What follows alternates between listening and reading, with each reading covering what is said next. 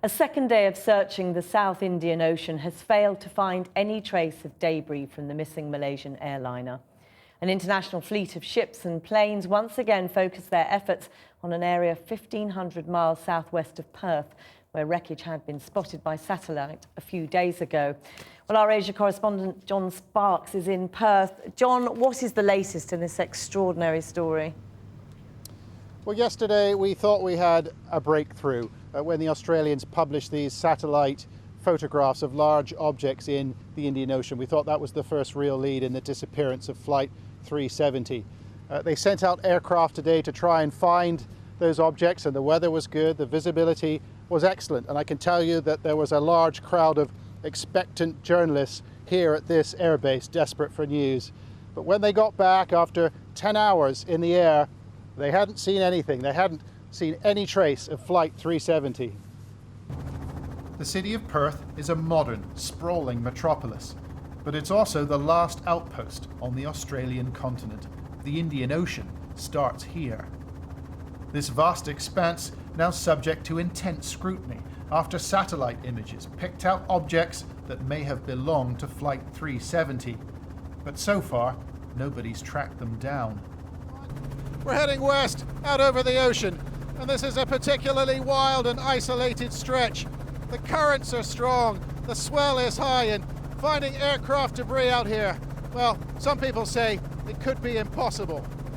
The search zone is massive, and it lies 1,500 miles off the coast. Experts say it won't be easy. It's a very hostile area. It's about 3 to 4 kilometres deep. In the roaring 40s, wild ocean. It's going to be an enormous challenge to find the aeroplane and then find the black boxes and then recover them. 4 specialist aircraft made the trip out to sea today, and there was word of reinforcements on the way. Planes from China, Japan and India expected here in Perth on the weekend. And they're certainly needed. The visibility was really good today, according to aircrew, but they found no trace of the Boeing 777.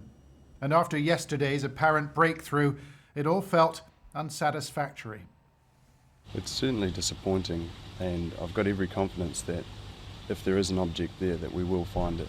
And every time that we launch, we hold that hope.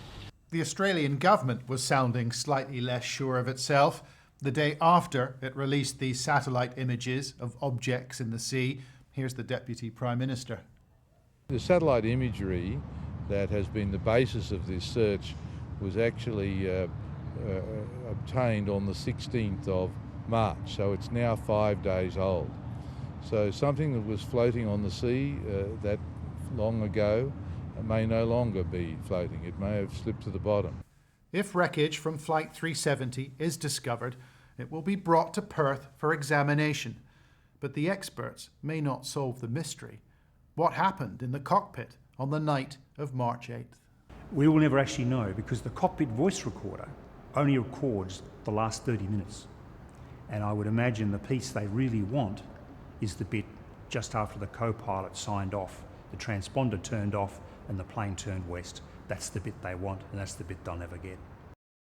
Another day of uncertainty means more agony for friends and relatives of the missing, and there seems little respite on the horizon. I think those comments from the Deputy Prime Minister are significant. The Australians are trying to appear less definite now. They're trying to downplay expectations that Flight 370 has been found. And the mystery continues tonight. A British newspaper has published some extracts in the conversation between air traffic control and the cockpit of Flight 370 in the final stages of that, in the initial stages of that flight. And that conversation appeared to be perfectly normal, perfectly routine. Back to you.